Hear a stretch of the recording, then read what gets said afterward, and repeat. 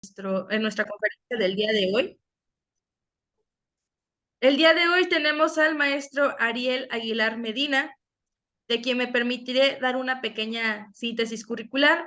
Él es licenciado en Derecho por la Facultad de Derecho de la Universidad Nacional Autónoma de México, licenciado en Psicología Educativa por la Universidad Pedagógica Nacional, maestro en Derecho Fiscal por la Universidad Insurgentes, maestro en Derecho de Perspectiva Filosófico-Pedagógica por la Universidad Nacional Autónoma de México, licenciado en Economía por la Facultad de Economía de la Universidad Nacional Autónoma de México, especialista en economía financiera y monetaria, asimismo especialista en evaluación inmobiliaria en el posgrado de la Facultad de Arquitectura de la Universidad Nacional Autónoma de México. Ha participado en diversos diplomados, como el Diplomado de Juicio Oral por parte de la Suprema Corte de Justicia de la Nación, de la licenciatura en Arquitectura.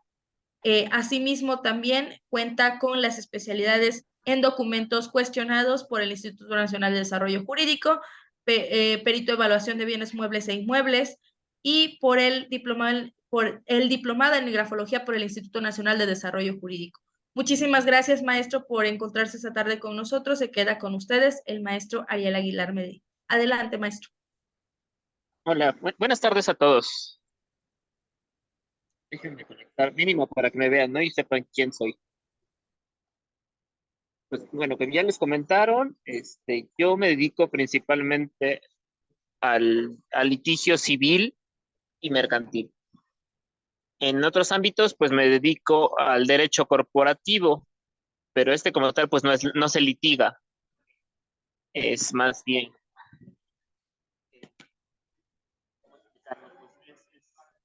derecho preventivo que utilizan las empresas para tener bien sus asuntos,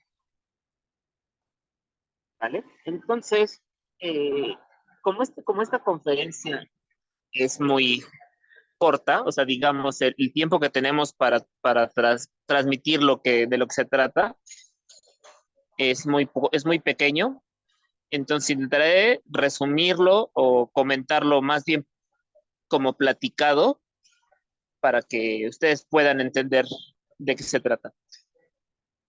Eh, la importancia de estos juicios ahora, tanto el civil como el mercantil, aunque la conferencia solo se refiera al derecho civil o al juicio oral en materia civil, pues la relación entre ambos es enorme. Prácticamente quien hace un juicio oral civil hace un juicio oral mercantil y viceversa. Hay ciertas particularidades que van a variar de un lugar a otro, o sea, digamos, de un estado a otro, pero la idea general es la misma. Por ejemplo, eh, ¿cómo empezar con, bueno, antes de comenzar, creo que también es preciso señalar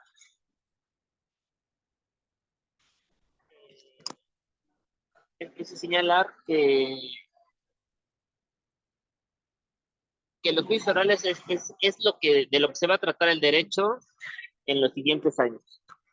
Si se dan cuenta, con la promulgación y entrada en vigencia del nuevo Código Nacional de Procedimientos Civiles y Familiares, todos los juicios tienen ahora la oralidad.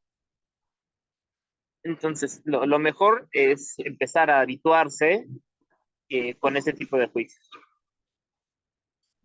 Bueno, como saben, nuestro derecho o nuestra forma de ver el derecho a través de los tribunales era netamente escrito. Es decir, la presentación de la demanda, la contestación, el ofrecimiento de pruebas, el desahogo de las mismas, incluso las pruebas que deberían ser orales, a mi manera de ver las cosas, como la confesional y la testimonial, pues eran por escrito.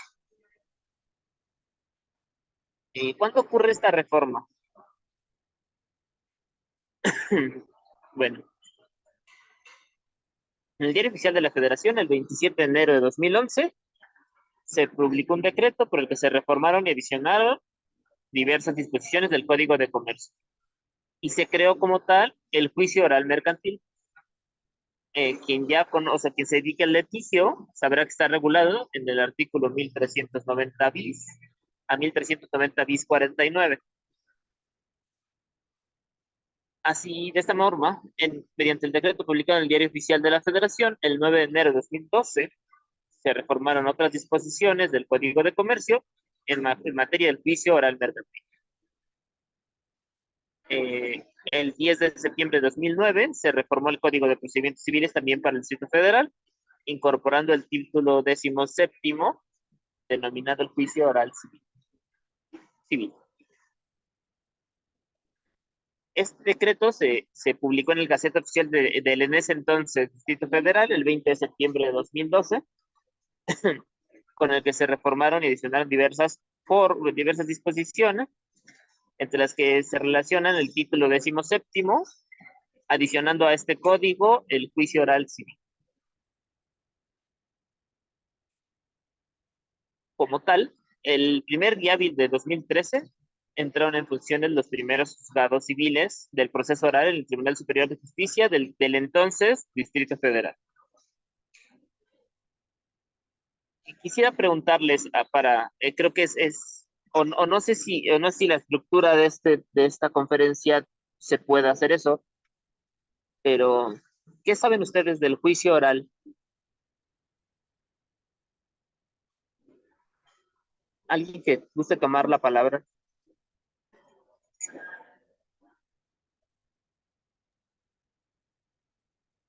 Oral civil. Ajá, oral civil o oral mercantil.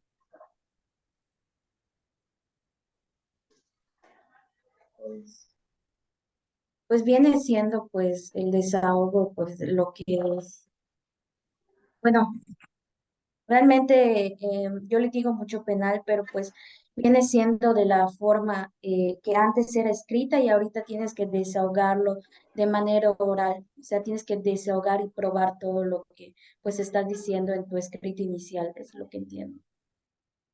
Bueno, es que en materia penal sí difiere un poco, porque cuando llegas al juicio es o porque hubo una detención, que ya tengas que llevarlo para calificar la detención ante el juez de control, o porque ya tengas una carpeta avanzada en el que ya precisas judicializar esta.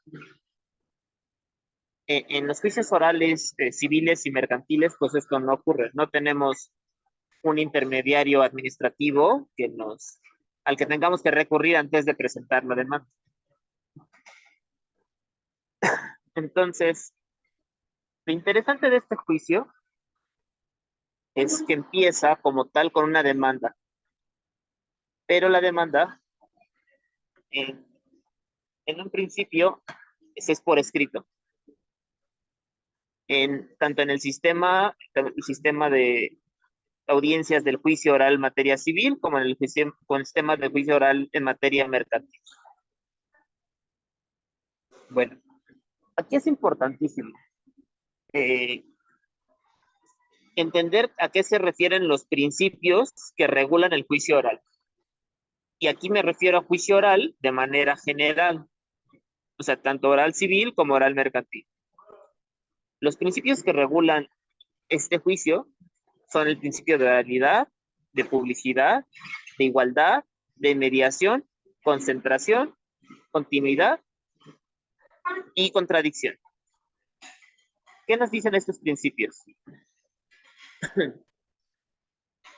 Bueno, posibilitando la impartición de la justicia pronta, se instauran estos juicios. ¿Cuál fue una de las principales razones por las que empezaron a existir los juicios en materia, bueno, más bien, los juicios orales? Una de las principales razones es que los jueces en el proceso escrito nunca se enteraban de los asuntos. Tú llevabas tu juicio, presentabas tu demanda, te contestaban la demanda, tenías una audiencia y las audiencias eran desahogadas principalmente por el secretario de acuerdos. Entonces el juez, si se llegaba a enterar del juicio, se enteraba cuando tenía que firmar la sentencia. O a lo mejor si tuvieras alguna duda o tenías que presentar alguna queja, pues te acercabas al juez y le comentabas que existía tu expediente. De otra manera, no tenías relación con el juez Entonces, pues los jueces estaban aislados en un Olimpo en el que no participaban en la resolución de sus propios juicios. Lo que se buscó con la implementación de estos juicios orales fue que esto ya dejara de ocurrir y que los jueces como tal se enteraran de lo que ocurría en los asuntos. Para eso se instauró las audiencias orales. Estas audiencias orales siempre van a tener que estar presididas por el juez.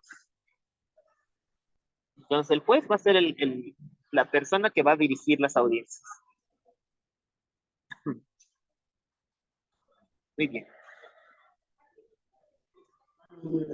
Como tal, la justicia debería ser imparcial, o sea, debe ser completa, debe ser pronta, debe ser imparcial, eh, porque deben observarse los principios de igualdad y contradicción.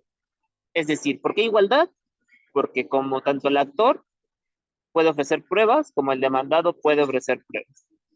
El demandado intenta probar su acción el actor intenta probar su acción y los demandados pues intentan probar sus acciones. Eh, Estos mismos juicios orales buscan aplicar el principio de publicidad respecto a las actuaciones judiciales. Es decir, se busca que la decisión final esté libre de favoritismos o arbitrariedad.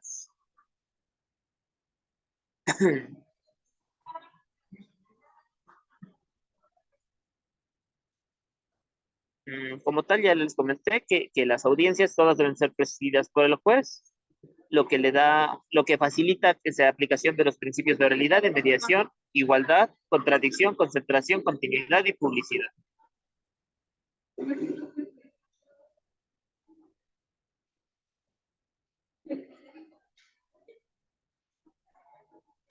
La oralidad, como tal, no se limita a la comunicación que puede existir entre el juzgador y los justiciables y los órganos de prueba, sino que esta comunicación debe ser inmediata, debe tener contenido jurídico adecuado que le permita a las partes producir convicción de lo que se está resolviendo respecto a sus pretensiones y a no adquirir convicción para la toma de decisión final. Es decir, tenga la seguridad enfrente del juzgador de quien está probando la acción o quien está probando la excepción. ¿Cuál es otro de los beneficios? Digamos, si ustedes han dedicado al litigio y se han dedicado a los juicios ordinarios que son escritos, recordarán que una audiencia de desahogo de pruebas, supongamos una confesional o unas testimoniales, pues podía tomar 3 o 4 horas el desahogo de esa prueba, dependiendo las posiciones que se formularan o las preguntas y repreguntas que se realizaran a los testigos. ¿Por qué era tan tardado? Porque el secretario de acuerdos o el secretario auxiliar del secretario de acuerdos debía anotar todo lo que estuviera diciendo. Entonces, imagínense, pues ni siquiera te permitían la fluidez de tus ideas, tenías que estar esperando a que te tomaran el dictado. Entonces, pues prácticamente la prueba se hacía tediosa y larguísima. En la Ciudad de México, digamos, si tenías que desahogar una prueba testimonial y después una prueba confesional, pues te decían, te daban una fecha para una y después te daban otra fecha 6 meses después para la siguiente. Con los juicios orales no es así. Con base en el principio de concentración, se deben resolver las audiencias en esa misma fecha.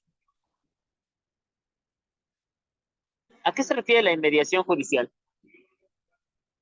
No se basa únicamente en la presencia del juzgador en el lugar en el que se desarrolla la audiencia, sino que se refiere también a que material e intelectualmente se presenta la condición indispensable para cumplir con el principio de oralidad. O sea, como tal, el juzgador es el moderador del debate. No va a permitir que se vuelva un chisme ¿cómo se decía antes? De lavadero, ¿no? Ahora, la inmediación se debe entender como la proximidad o acercamiento físico e intelectual del juzgador con los justiciables y con los órganos de prueba. ¿A qué se refieren con órganos de prueba? Pues a las instituciones o personas que coadyuvan a la justicia para el desahogo de las pruebas. Es decir, peritos, testigos, informes de autoridades, eh,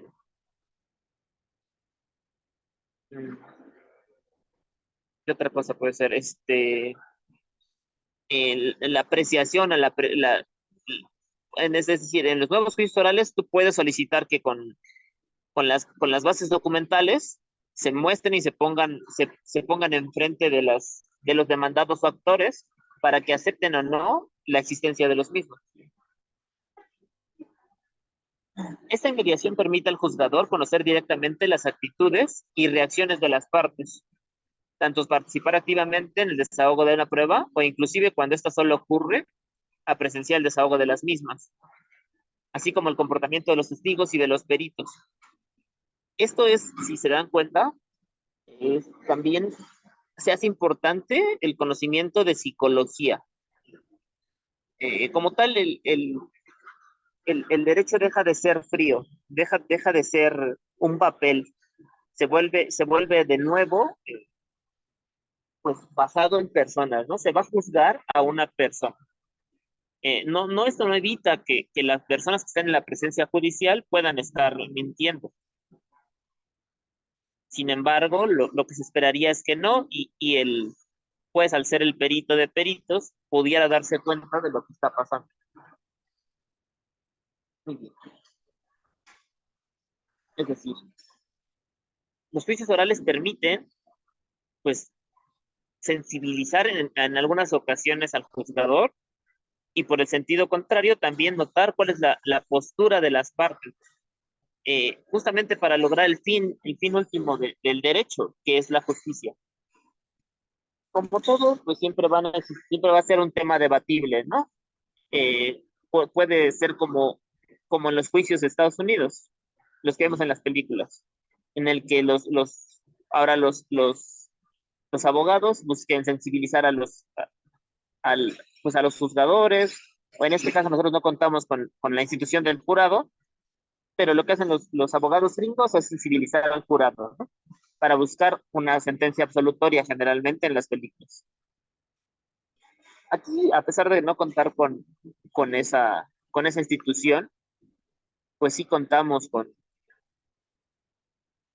esta nueva forma de ver la justicia.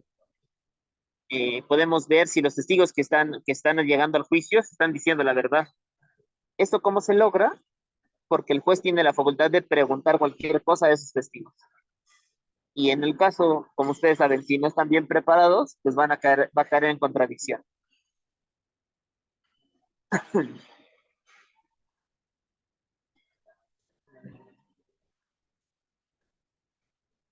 Como les decía, el juzgador tiene la facultad de considerar necesario de interrogar a las partes, a los testigos, a los peritos, para obtener todos los elementos objetivos que puedan resultarle útiles para tener conocimiento real de la problemática jurídica. Para cumplir con el principio de igualdad entre las partes, el juzgador debe conceder a todos los involucrados iguales derechos procesales. Aquí, como tal, la participación directa de las partes es esencial. Incluso tanto en la materia civil como en la mercantil, existen sanciones en caso de no comparecer a las audiencias sin causa justificada.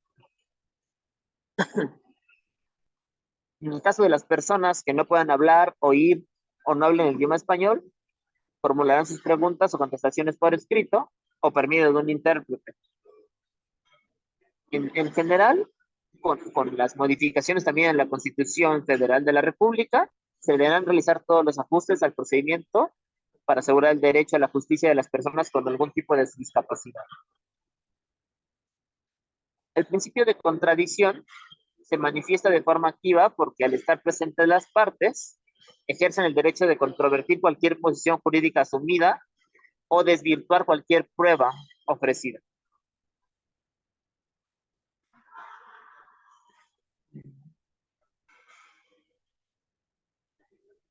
El principio de contradicción, concentración, se basa en suprimir la práctica incorrecta de separar el procedimiento en etapas distantes en el tiempo, como les decía, una prueba confesional hoy, una prueba testimonial 6 meses después. La concentración hace que todo se desarrolle en una sola audiencia, que se llamará, en los dos casos, tanto civil como mercantil, audiencia de juicio.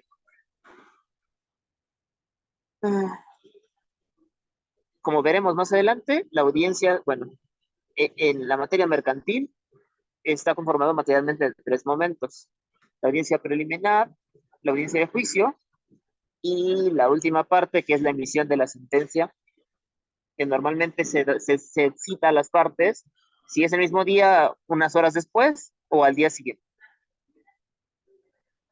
En materia mercantil, en materia civil está conformada en 2 momentos: una audiencia preliminar y una audiencia de juicio, que incluye la emisión de la sentencia. El principio de continuidad señala que debe atenderse a la conveniencia de desarrollar con unidad de tiempo diversos actos procesales que se encuentren relacionados. La continuidad fomenta la justicia pronta, también coadyuva para la emisión de sentencias conforme a derecho, porque permite que se aprovechen los beneficios de la inmediación, pues el juzgador tiene presente en todo lo sucedido en la audiencia. El principio de publicidad está relacionado con la transparencia que debe existir en la actuación de todas las autoridades. Se manifiesta en las audiencias de los juicios orales porque cualquier persona tiene derecho a libre acceso. Es decir, las audiencias son públicas. Nosotros, si queremos aprender, podríamos acercarnos a los tribunales de nuestra localidad y presenciar las audiencias. Podemos presenciar tanto cosas buenas como cosas tal vez no tan buenas.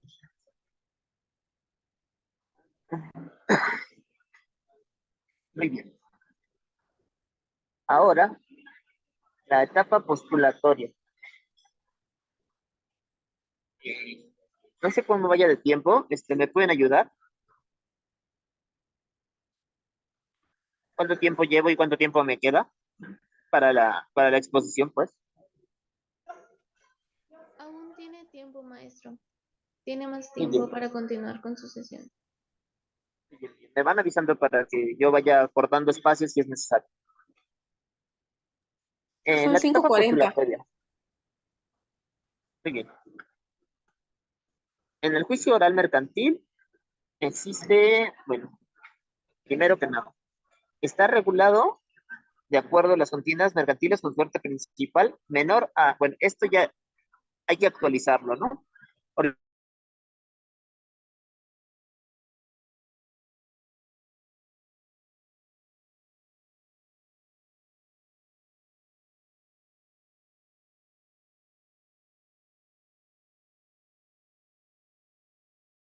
800,000 pesos.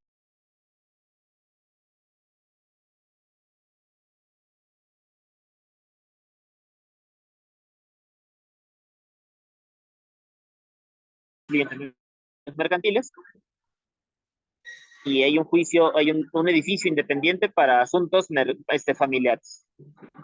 Entonces aquí es muy claro la procedencia. Sin embargo, en los estados de la República, en el que muchas veces los juzgados son mixtos, tal vez no sea tan clara la diferencia. Sin embargo, nosotros como profesionales del derecho debemos entender que cualquier contienda que sea menor a esta cantidad, que señala el artículo 1390 bis y 1390 bis 1, no procedería al juicio ordinario mercantil, sino que tendría que desarrollarse en un oral mercantil.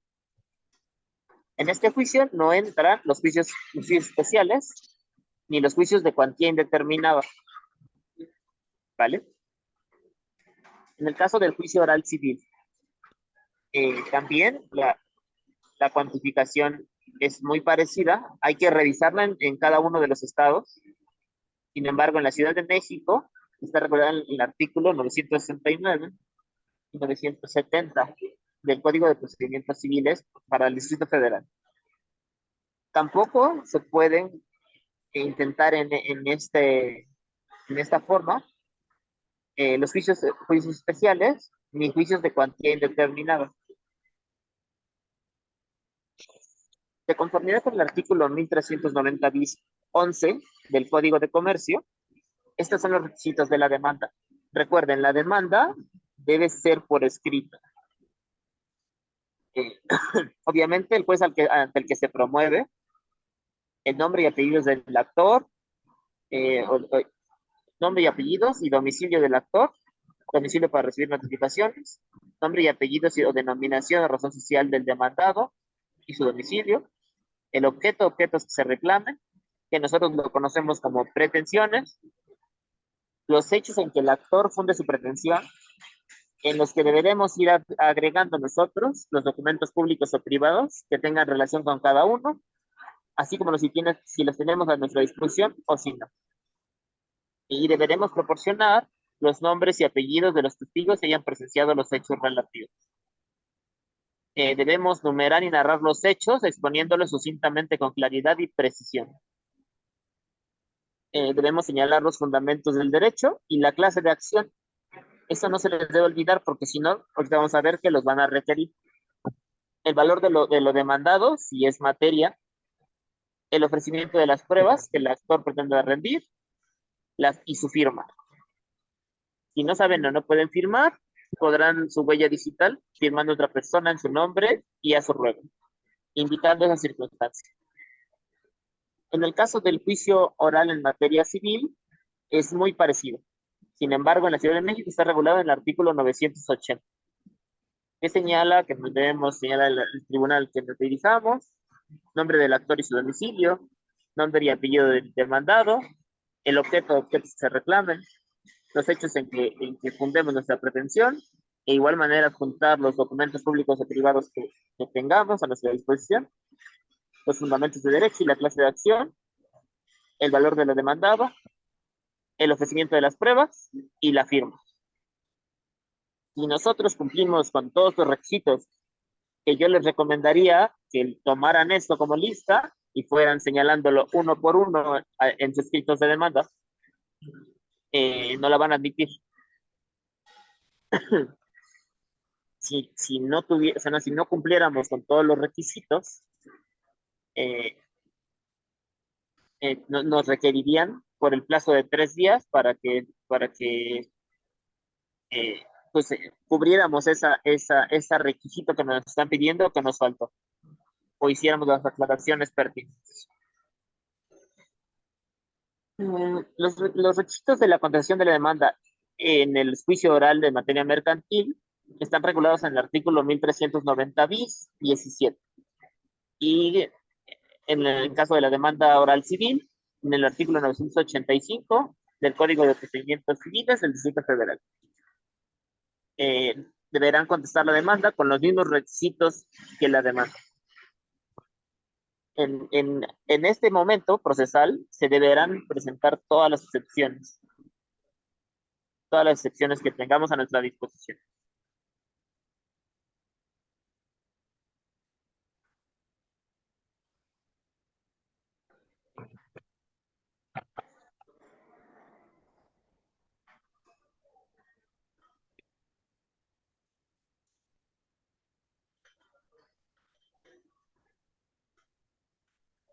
Los hechos deberán ser narrados de acuerdo a la clásica definición que nos enseñan en la escuela, de acuerdo a las circunstancias del tiempo, modo, lugar y la forma de demostrar esto, ¿no? Las pruebas deberán demostrar esos hechos. En este caso, las pruebas estarán reguladas en el artículo 1390 bis 13 del Código de Comercio y en el 982 del Código de Procedimientos Civiles para el Distrito Federal. Asimismo, podremos presentar, al contestar la demanda, y presentar demanda reconvencional, ofreciendo asimismo pruebas. En cualquiera de los dos escritos, tanto contestación de demanda como en la reconvención, debemos ofrecer nuestras pruebas.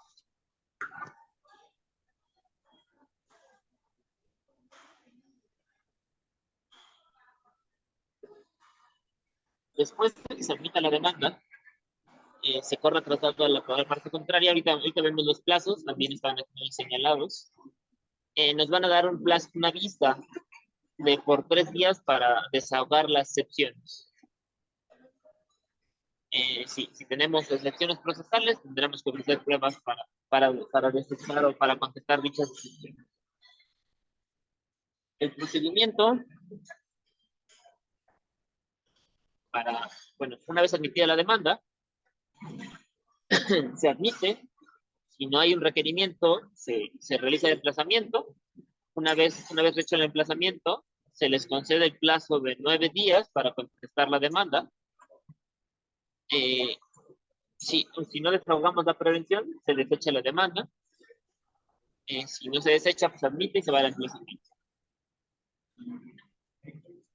Si no se contesta la demanda dentro del plazo de 9 días, se puede acusar la rebeldía y se solicita señalar fecha para la audiencia preliminar dentro de los 10 días siguientes. Existe jurisprudencia, como que ustedes deben conocer, que permite señalar la audiencia con un plazo mayor, de acuerdo a la carga de trabajo que tengan los tribunales. Si se contesta la demanda también se señalará fecha para la audiencia preliminar.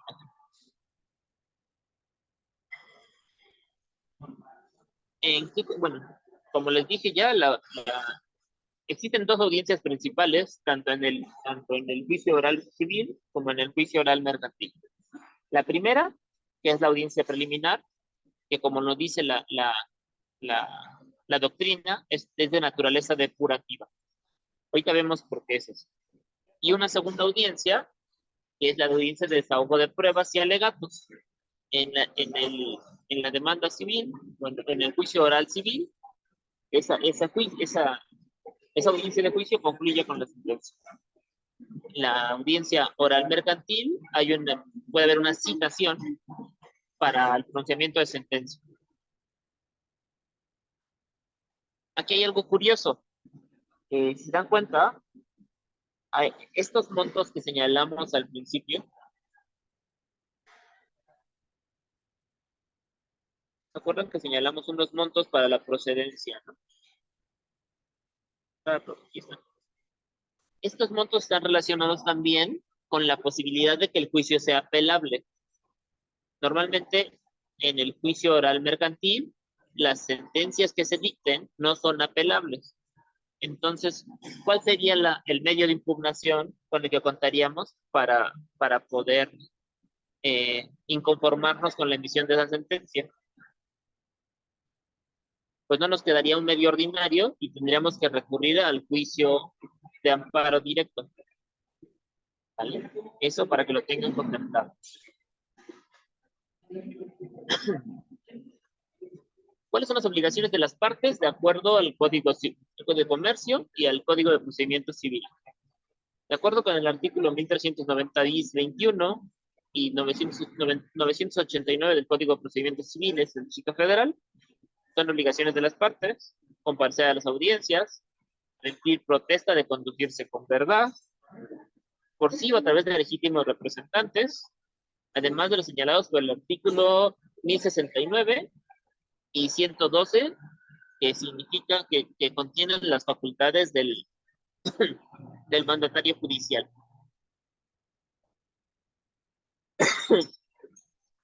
Como les había comentado desde el principio, si no se comparece a las audiencias, existen sanciones.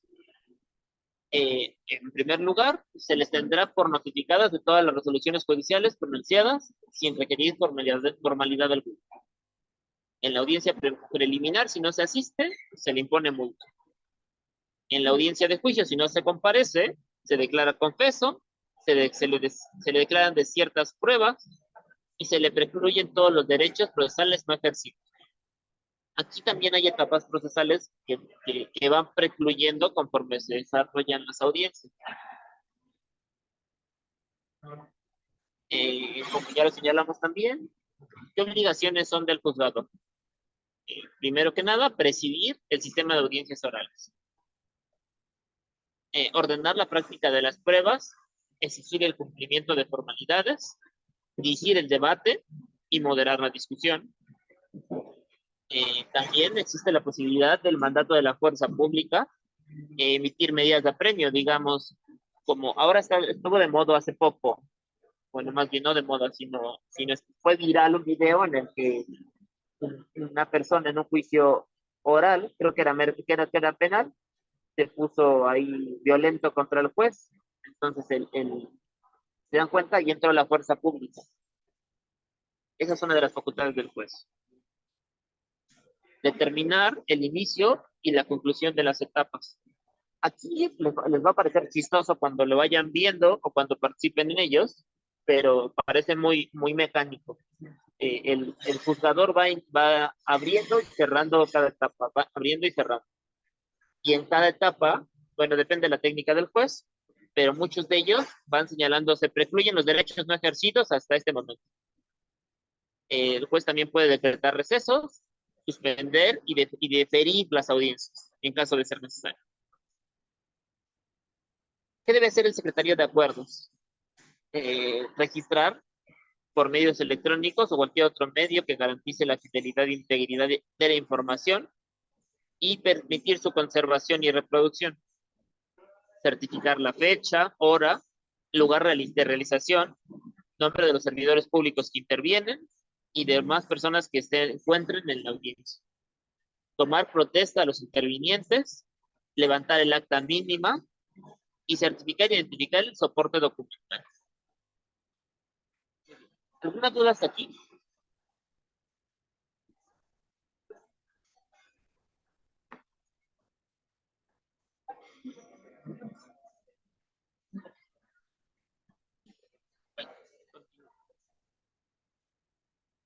¿Qué ocurre en la audiencia preliminar?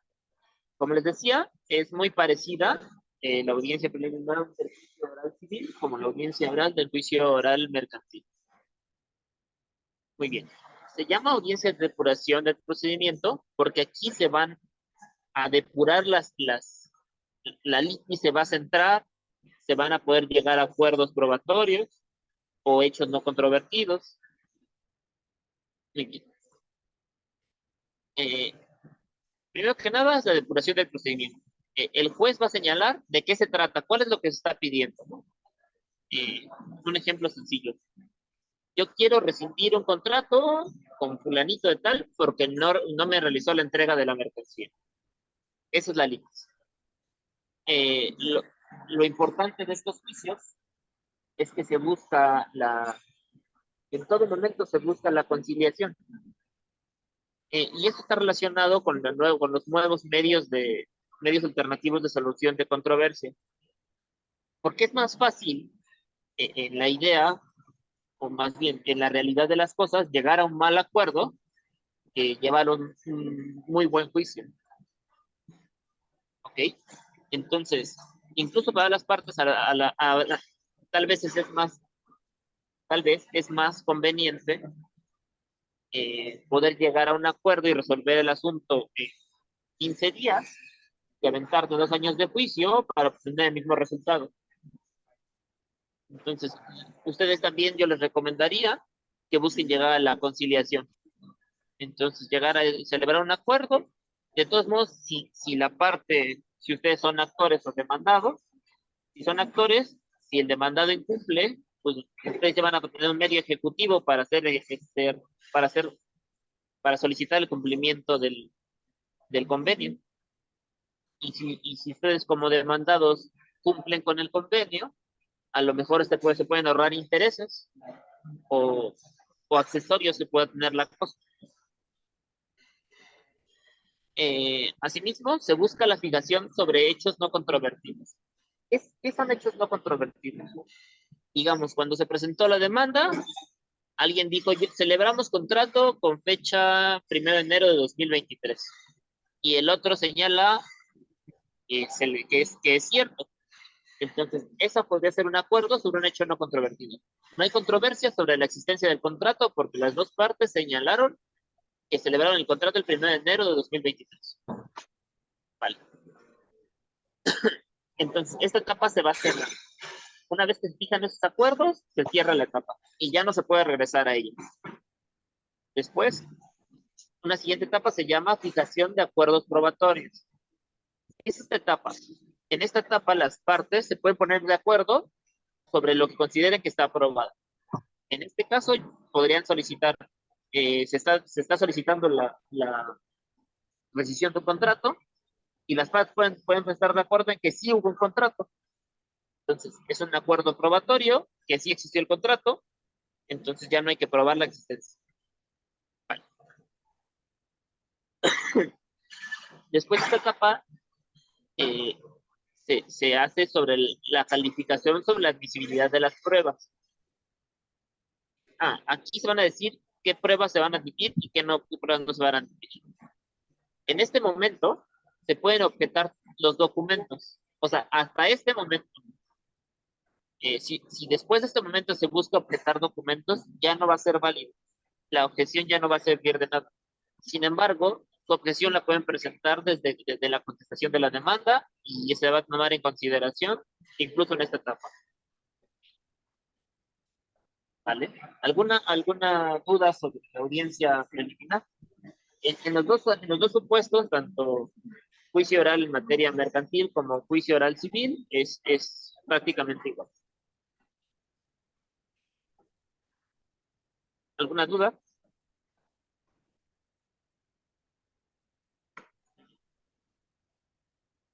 En la audiencia de juicio.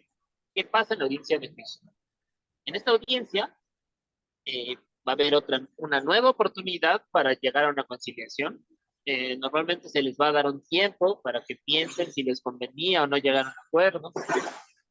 Lo que se busca justamente es lo que les digo, que las partes puedan resolver sus propios conflictos, no esperar a que un tercero llamado juez les resuelva la vida. Sin embargo, no tenemos esta cultura de conciliar. Muchas veces preferimos mantener nuestro orgullo y aferrarnos a nuestra idea, tal vez errónea, de que vamos a tener la razón y vamos a ganar. Recuerden ustedes como abogados, ustedes no son los jueces, ustedes no saben si van a ganar el asunto. Ustedes van a aportar todas las pruebas y van a hacer su mejor esfuerzo para ganar, pero no necesariamente la razón se las va a dar el juez. Puede haber un juez loco que teniendo todas las pruebas a su favor, les diga que no es suficiente.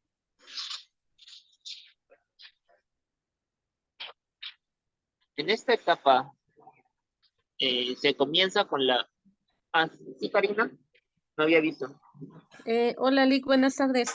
Mire, para preguntarle, por ejemplo, en el juicio oral, bueno, en la etapa postulatoria, se presenta por escrito la demanda, se hace el ofrecimiento de pruebas relacionándolas con los hechos, y en el auto de admisión de la demanda, es ahí donde señalan la fecha para la audiencia preliminar. No necesariamente, no, es hasta que da la contestación de la demanda o hasta que no se contestó la demanda en que se señala la fecha de audiencia. Ok, y bueno, si se presentan, por ejemplo, una inspección judicial, una prueba pericial, ve que eso tarda tiempo, ¿no? Para que lo desahoguen. Y si, por Sí. ejemplo, ya contestaron la demanda, señalaron fecha para la audiencia preliminar, pero no se ha desahogado esas solicitudes de pruebas por razón Es que no del es el juzgado. momento. El momento es hasta la audiencia preliminar. En la audiencia Ok. preliminar se realiza la calificación sobre la admisión de las pruebas y se señalan fechas para el desahogo de esas pruebas. Esas Ok, pruebas deben perfecto, estar gracias. desahogadas para la audiencia de juicio.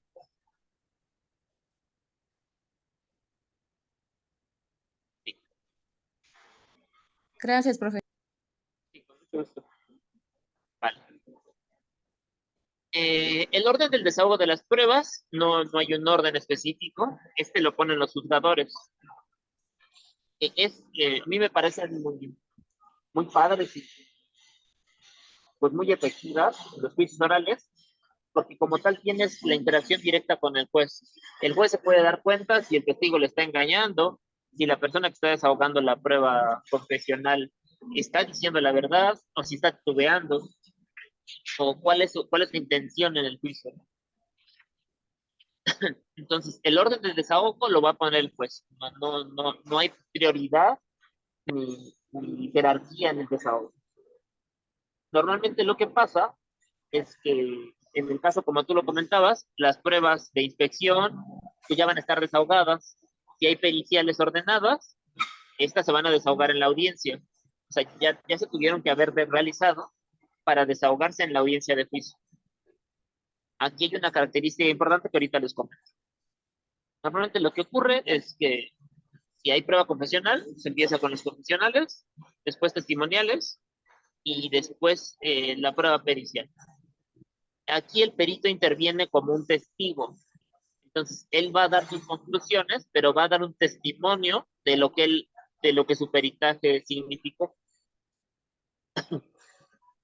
Asimismo, el juez va a declarar la diserción de pruebas no preparadas, o en el caso de que no se presente el oferente de la prueba confesional, también se lo van a declarar desierto.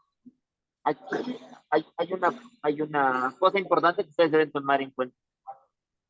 No pueden, como mandatarios judiciales, desahogar la prueba confesional, o sea, es decir, realizar las preguntas. Entonces, siempre tienen que pedirle a sus clientes que comparezcan a las audiencias. Hay jurisprudencia expresa que dice que las facultades del mandatario judicial no son suficientes para el desahogo de la prueba confesional. ¿Vale? Disculpe, ¿me puede Entonces, explicar? ¿vale? Disculpe, una duda. Eso de mandatario judicial, ¿me puede explicar? Claro, hay dos artículos, ahorita se los señalé, eh, el 112 del Código de Procedimientos Civiles para el Distrito Federal, se los he encontrado, y el 1096 del Código de Comercio. Creo que se me los encuentro, no es raro.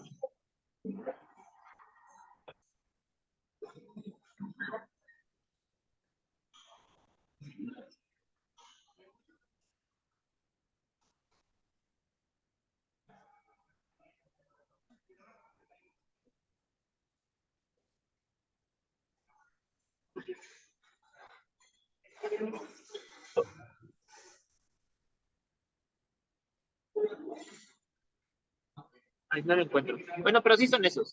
1096 del Código de Comercio y 112, fracción cuarta, del Código de Procedimientos Civiles para el Distrito Federal. En el Código de Comercio y en el Código de Procedimientos Civiles para el Distrito Federal se contempla la figura del mandatario judicial.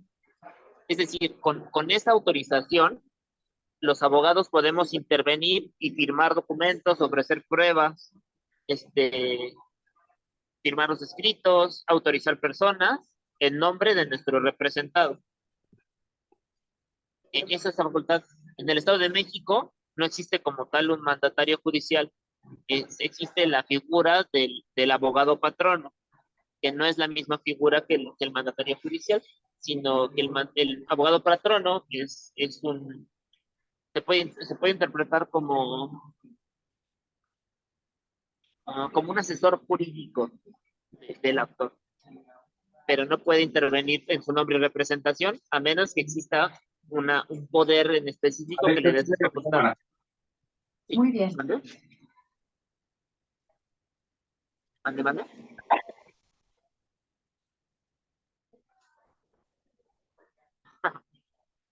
Sí, se equivocó. Entonces, estas facultades, hay jurisprudencia expresa que señala que no son suficientes para realizar la prueba confesional.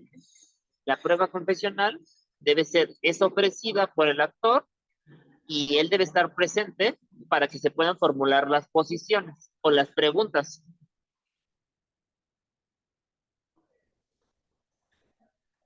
Gracias. A eso Entonces, en se refiere. ok, Voy para acá. Mm,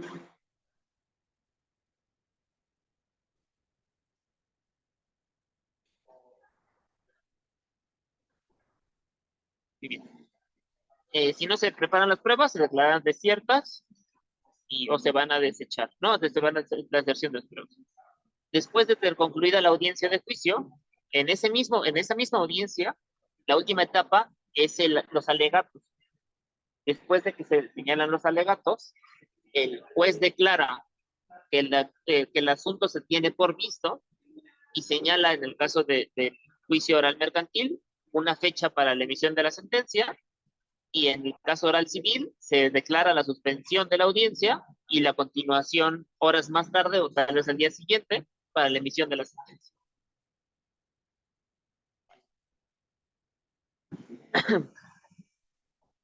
Aquí bueno, las particularidades de las pruebas. La prueba confesional, si ustedes se dedican o han trabajado en los juicios civiles ordinarios o mercantiles ordinarios, para para el desahogo de la prueba confesional se tiene que ofrecer un pliego de posición. En los juicios orales no hay necesidad de ofrecer un pliego, sino que las preguntas se formulan de manera oral en la audiencia de juicio. Antes teníamos una regla para la formulación de posiciones que debían formularse en sentido positivo, para que bueno, la persona que esté desahogando la prueba solamente contestara sí o no. Ejemplo 2 sería: ¿es cierto como lo es que usted firmó el contrato con fecha 19 de marzo de 2023? Y ya él tendría que contestar sí o no. En el juicio oral mercantil y oral civil ya no es así. Las preguntas son abiertas. La única importancia es que antes de que conteste, el juez tendrá que calificar sobre la viabilidad de esa pregunta o no. Como características,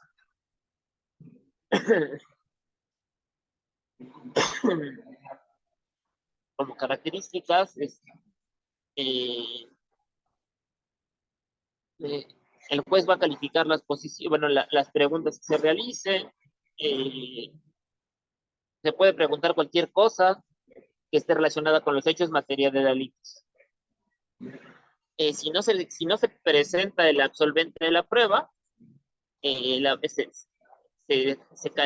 tendrán por acreditados los hechos que se buscarán probar.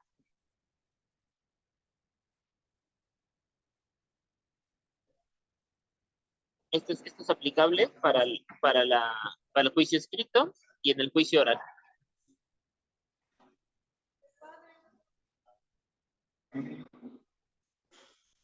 Como les decía, se tienen por cierto los hechos que se pretendían acreditar.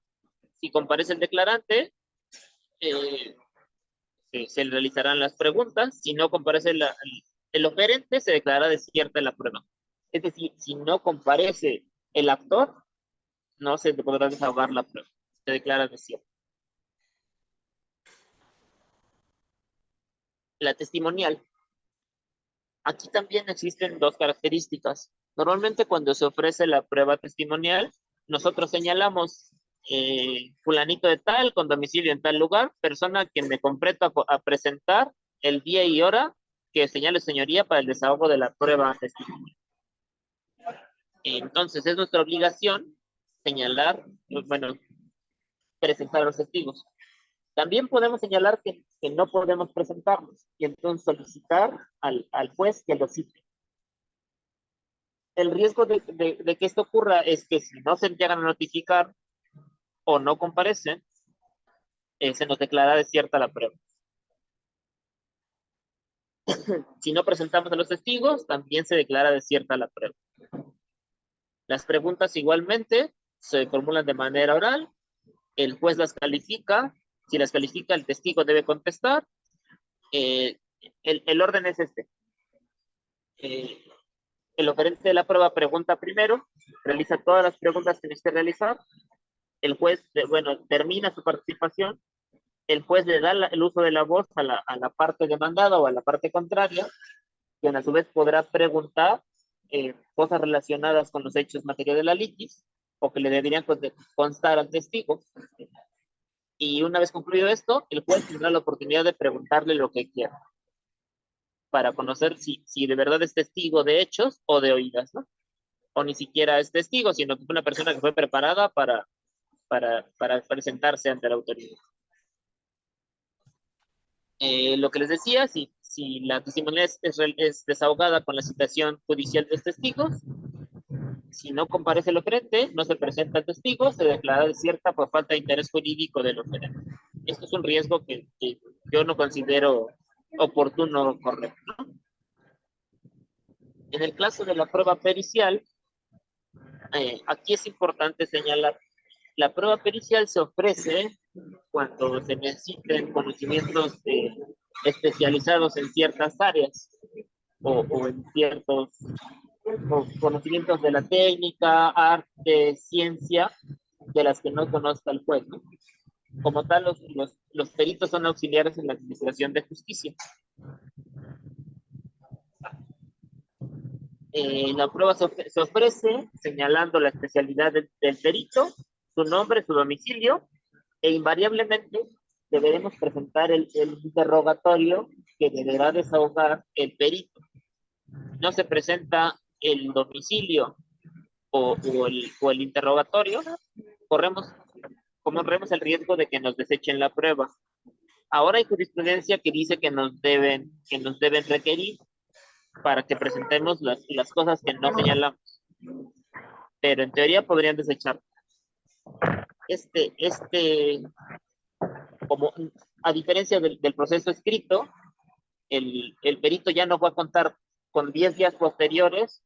Bueno, lo que sí debe hacer es aceptar y protestar el cargo dentro de los 3 días siguientes. y presentar su dictamen a más tardar en la audiencia de juicio. En la audiencia de juicio se deberán presentar ambos peritos, exponer sus conclusiones y responder el interrogatorio de las partes. El juez debe decidir ahí si designa o no un perito tercero en discordia. Y si lo designa, pues va a tener 3 días para aceptar y procesar el cargo, señalar sus honorarios, y el juez deberá diferir la audiencia.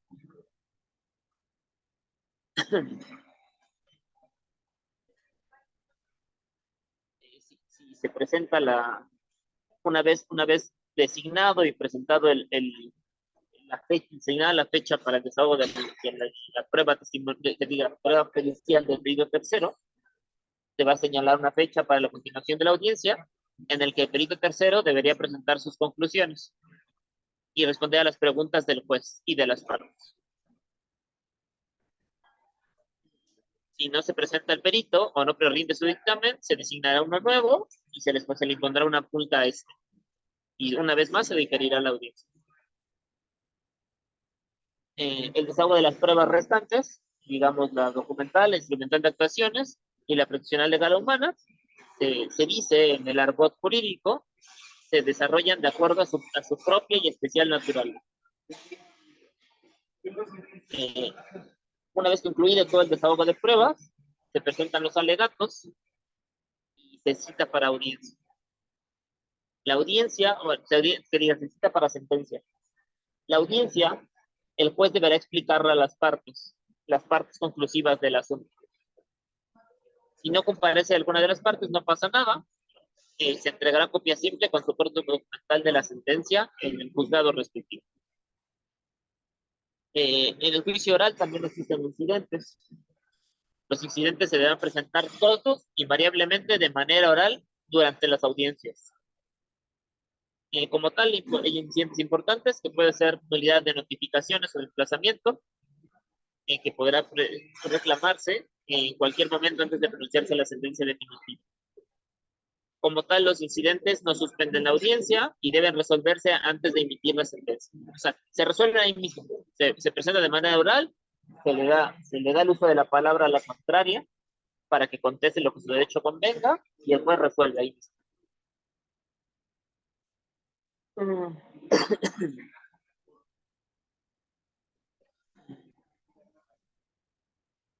Como tal, las reglas de las pruebas supervenientes son las mismas en todos, sino las características es que la prueba no se conociera hasta ese momento, o más bien que se conoció con fecha posterior al ofrecimiento de pruebas, ¿no? Y deben presentarse antes del dictado de sentencia.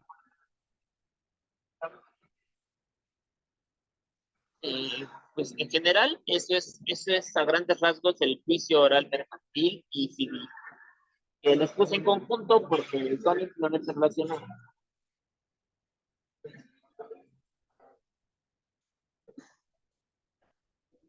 Ahora sí, cualquier duda, por favor, pregunten. Lili, buenas tardes. Una pregunta. Lo que estaba diciendo del mandatario judicial, bueno, yo soy de Mérida.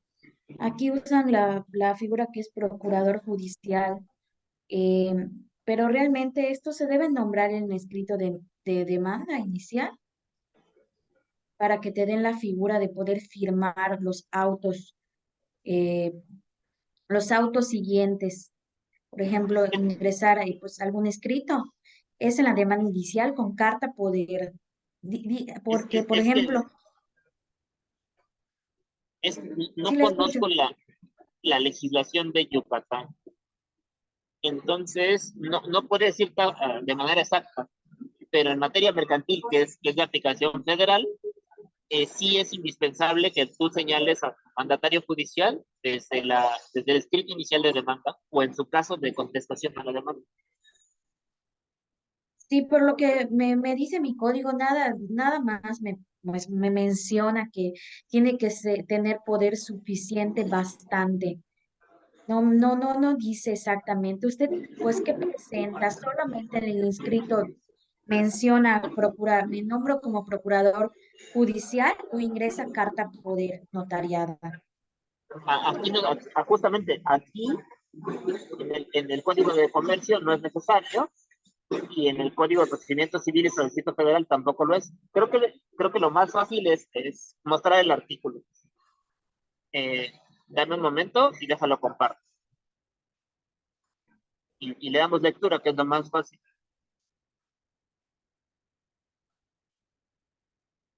¿Quién comparte el artículo? Aquí lo tengo, ahorita lo comparto rápido en la pantalla. Gracias. Sí, Karina. Hola, buenas noches. Mire, respecto a lo que comentaba la compañera, cada legislación, ¿verdad? Es diferente en cuanto a procedimiento. En algunas cosas varía un poquito.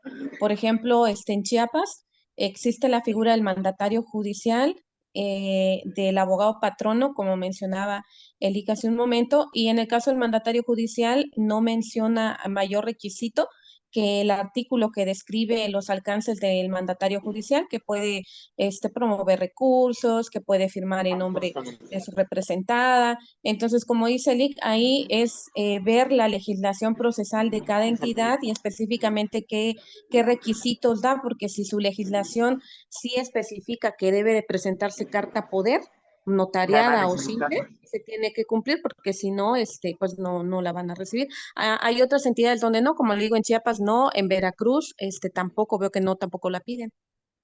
Exactamente. Aquí, justo les decía, miren, el artículo 1069 del Código de Comercio señala: las partes podrán autorizar para ir a recibir notificaciones en su nombre a una o varias personas con capacidad legal, quienes quedarán facultados para interponer los recursos que procedan, ofrecer intervenir el desahogo de pruebas, alegar en las audiencias, pedir se dicte sentencia para evitar la consumación del término de caducidad con la actividad procesal y realizar cualquier acto que resulte necesario para la defensa de los derechos del autorizado, pero no podrá sustituir o delegar dichas facultades en un tercero. Eh, las personas autorizadas de esta forma deberán encontrarse legalmente autorizadas para ejercer la profesión de abogado o licenciado en Derecho. Entonces, eso es lo que señala el artículo del Código de Comercio.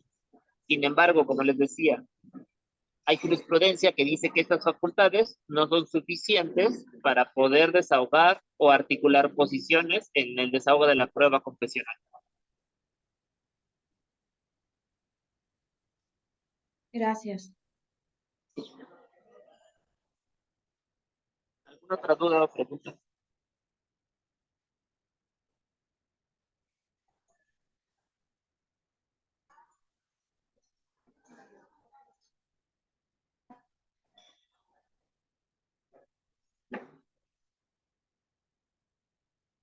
Algo que les llame la atención. Lo más importante de estos juicios son esas dos audiencias. O sea, el primer momento, que es la postulación, que básicamente es cumplir con los requisitos que nos marquen nuestros códigos, y como les digo, ir palomeándolos uno por uno, nombre del juzgado, nombre del actor, domicilio, nombre del demandado, domicilio, los objetos que se reclamen, los hechos, y en los hechos señalar con qué documentos se realiza cada cosa, eh, señalar la acción que estoy ejerciendo, y citar los artículos que considere que en los que se basa mi acción, ofrecer las pruebas y firmar invariablemente la demanda. Sí, Karina. Profe, bueno, lo que yo estaba notando en cuanto a los juicios orales es de que tiene mucha similitud con el código procesal, o sea, con el proceso escrito, con la salvedad de que en lugar de presentarlo todo por escrito, lo haces en la audiencia, ¿no? En la audiencia preliminar, por ejemplo, este, yo estaba litigando con el Código Procesal de Chiapas y, por ejemplo, ahí sí me marcaba, ¿no? Que presentas tu demanda con tus medios de prueba, que, por ejemplo, los alegatos se hacían orales, en la confesional, pues tú estabas presente y tú formulabas tus preguntas a la secretaria se los repetía al absolvente y así como que era un poquito de oral, pero ahorita veo que todo lo escrito lo vamos a hacer oral. Bueno, sí. Sin embargo, en el juicio escrito, acuérdate que era por etapas. Normalmente hacías un juicio oral civil, e igual que diga ordinario civil y ordinario mercantil, presentabas tu demanda, pero había una segunda etapa, después había una primera audiencia que se llamaba audiencia de conciliación. Si no se llegaba a una conciliación, se citaba para el apreciamiento de pruebas, en el que tenías 5 días para ofrecerlas y 10 días para desahogarlas. Después había una segunda audiencia en la que ya ibas a desahogar esas pruebas como testimoniales o confesionales o periciales. Y después de eso había una nueva citación para alegatos, una vez que se desahogaran todas las pruebas, que podían pasar meses, y después de los alegatos, pues ya podías acusar la rebeldía de quien no los presentó y ya citar para sentencia. O sea, sí son diferentes, porque con base en el principio de concentración, tú ofreces todo desde el principio, desahogas lo que alcanzaste a desahogar, y si no lo alcanzaste a desahogar, pues te declararán desiertas esas pruebas, y las pruebas, como testimonial y confesional, se desahogan en una sola audiencia, también la pericial. Entonces, sí es un proceso más dinámico y más rápido. Pero, por ejemplo, nosotros, bueno, no sé, yo creo que en diferentes lugares se batalla con eso, que se ofrece, por ejemplo, una prueba, más las periciales, las que eran psicología, las que tenían que ver con girar algún oficio, alguna dependencia, y tardaba, ¿no? En girar en el oficio, en que contestaran. Entonces, por ejemplo, en mi estado, sí hay una fecha para desahogo de ese tipo de diligencias, pero generalmente te dan una fecha de la audiencia de desahogo de pruebas, pero siempre al llegar a esa fecha no se habían terminado de desahogar las solicitudes que habías hecho, entonces te fijaban una nueva fecha. Te dan una fecha muy pronta, pero nunca se desahogaba en ese tiempo y te volvían a dar otra más larga porque nunca se desahogaba todo lo que tú solicitabas como inspección judicial o cosas así. Entonces, en este caso, por ejemplo, si tú estás pidiendo esas pruebas que tienen que diligenciarse a través de la autoridad judicial y ellos, por su carga de trabajo, no lo desahogan en tiempo previo a la audiencia de juicio, ¿qué pasa? O ellos mismos van programando sus tiempos para no darte una fecha de audiencia de juicio sabiendo que Tan pues no pronta. van a sacarla. Ajá. Exactamente. Eso es lo que hacen. No te dan una fecha de juicio tan pronta de acuerdo a las pruebas que tú hayas ofrecido. Ok, gracias.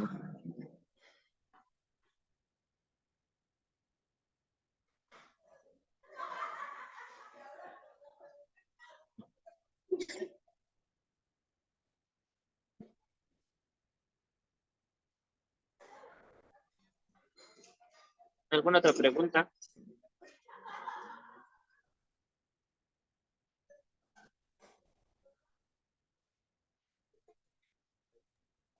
Chicos, ¿alguien tiene otra pregunta para el maestro? pueden hacerlo en este momento, pueden abrir su micrófono o pueden también escribir por el chat. Por ejemplo, si a pesar de que te dieron una fecha lejana, ¿no? O calcularon el tiempo para el desahogo de tus pruebas que ofreciste, pero si no, llegada la fecha, no se pudo desahogar, por ejemplo, una pericial en psicología, porque la psicóloga no estaba, o por la carga de trabajo que tuvo, o tú ya presentaste al menor, no sé, para una audiencia, desahogo del dictamen, pero ellos no entregaron, no en tiempo. Ahí, ¿qué procede? Bueno, yo entiendo o creo, ¿no? Que se va a dar una nueva fecha, pero ¿hay una multa o qué procede ahí para coaccionar a Es que aquellos? depende, también depende del estado. Digamos, en Ciudad de México, las pruebas en psicología son de parte. Entonces, si tú ofreces la prueba de psicología para un menor, es tu obligación contactar al perito y que él desahogue su prueba y presentes conclusiones en la fecha de audiencia. Si tú no presentas al perito por la razón que sea, era tu carga de la prueba. Entonces, a ti te van a declarar desierta esa prueba por no presentar al perito. En estados como el Estado de México, en el que la prueba de psicología se desahoga por peritos oficiales, tal vez ahí sí te difieran la audiencia. Sí, yo mucho bueno de lo que le comentaba es porque en el estado de Chiapas la mayoría de periciales se desahogan a través de peritos oficiales y la carga de trabajo para ellos es mucha y constantemente se sufre de eso, se batalla de eso, de que pues tienes que andar ahí corriendo con el perito para que puedan desahogarlas. Sí, sí. Pero bueno, esto ya va a cambiar, acuérdate, con el Código Nacional de Procedimientos Civiles y Familiares. Entonces, esas disposiciones que tal vez eran normativas de los estados van a tener que ajustarse a la norma federal.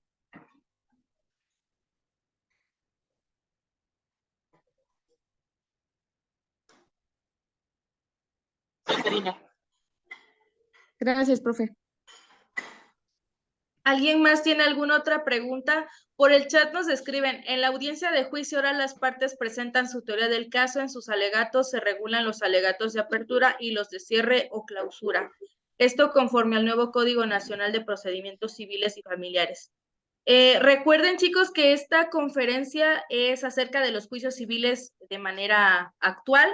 Ya tuvimos la plática acerca del nuevo Código Nacional de Procedimientos Civiles y Familiares, por ahí está en nuestra página de YouTube, ahí la pueden encontrar, que fue la sesión de hace un mes, si no mal recuerdo, que se presentó la conferencia del Código Nacional de Procedimientos Civiles y Familiares. Por ahí habían quedado algunas dudas con respecto a procedimientos civiles, porque uno de los compañeritos nos hizo la mención de que quería saber un poquito más a fondo de cómo se están llevando ahorita los juicios en materia civil, ya en la Ciudad de México y en el Estado de México. Y como quedó esta duda en la sesión que tuvimos en la vez pasada, por ello hicimos como que esta continuidad, hablando ahora únicamente de los juicios civiles orales en esta materia, y por ello es que nos enfocamos un poquito más en las cuestiones civiles. Ya tuvimos por ahí la conferencia acerca del Código Nacional, y también ya tuvimos por ahí la otra conferencia que hablamos acerca de oralidad en materia familiar, que la llevó a cabo el doctor Ledesma el mes pasado, y también por ahí ya tuvimos el taller de juicio oral familiar, que lo llevamos en el mes de agosto, si no mal recuerdo. Entonces, por ahí, si quieren revisar por ahí estas grabaciones de las anteriores conferencias que hemos tenido de estos temas para que tengan toda la tanda completa, por ahí pasen a nuestra página de YouTube, que ahí se encuentran todavía las grabaciones disponibles, o en nuestra página de Facebook. Muchas gracias. Pues bueno, chicos, si no tienen alguna otra pregunta para el maestro, estaríamos finalizando con nuestra sesión el día de hoy. Muchísimas gracias por habernos acompañado. Los esperamos en el próximo año. Con esta conferencia estaríamos despidiéndonos de este año.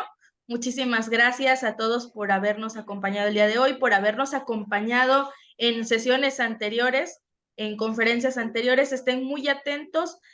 porque el próximo año tenemos muchas conferencias con nuevos temas, se viene mucho este tema acerca precisamente de la teoría del caso en materia civil, cómo es que se va a plantear ahora la nueva teoría del caso, cómo vamos a llevar el juicio sucesorio intestamentario ahora con esta figura del notario público.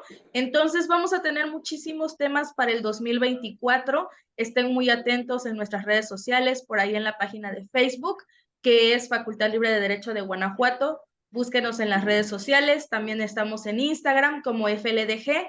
Entonces, chicos, los invitamos, todavía tenemos los últimos talleres y cursos y diplomados de este mes, tenemos por ahí el diplomado de bienes muebles e inmuebles, tenemos precisamente el diplomado de juicio oral en materia familiar, tenemos el diplomado acerca de documentos cuestionados, tenemos por ahí el taller de actualización de perito evaluador, tenemos el taller también de grafología y grafoscopía, entonces todavía tenemos por ahí más cursos que todavía vamos a tener este fin de año y que el 2024 vamos a estar iniciando con todavía más eventos acerca de la nueva reforma del Código Nacional. Pues muchísimas gracias por habernos acompañado. Para los que solicitaron constancia, la vamos a estar entregando el día lunes después de las 6 de la tarde. Se les envía su constancia a su correo electrónico.